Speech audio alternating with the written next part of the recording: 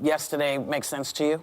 I watched a bit of Pam Bondi yesterday when I was home, and I am along with 51% of the American public, according to 538, which is a pollster, by the way, that works for ABC News, just in case you want to question this poll. 51% of Americans think the impeachment process is a bad use of Congress's time. I watched Pam Bondi yesterday, and I thought it was effective in the sense that we're talking about Hunter Biden on the show today, and so it's trying to push the narrative in a different direction. Hunter Biden was a problem for the Obama administration, which it came out that they thought that his relationship with Burisma was a problem. Right. So yes, they're going to make that counter argument.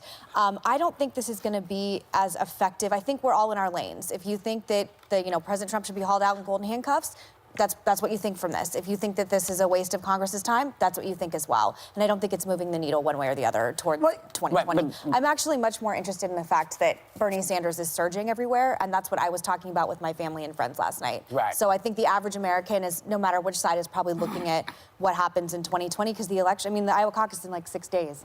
You know, in a just world, this business with Bolton would be the smoking gun. Yeah. You know, this is it. He was a direct witness to the conversation about the Ukraine.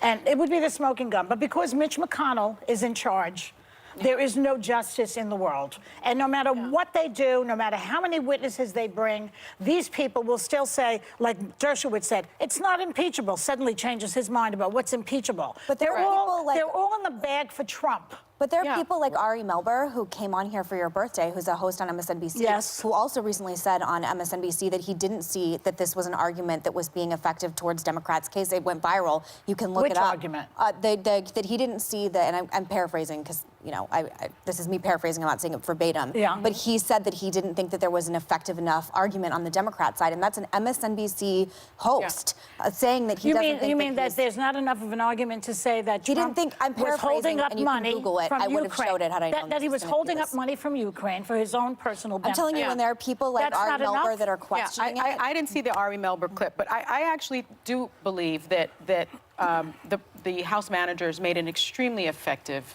case for a conviction and for removal. And what's surprising to me is that every American doesn't think that our very democracy is at stake here, that our president abused his power. And this is a constitutional issue. It's so very important, and I hope that people understand that.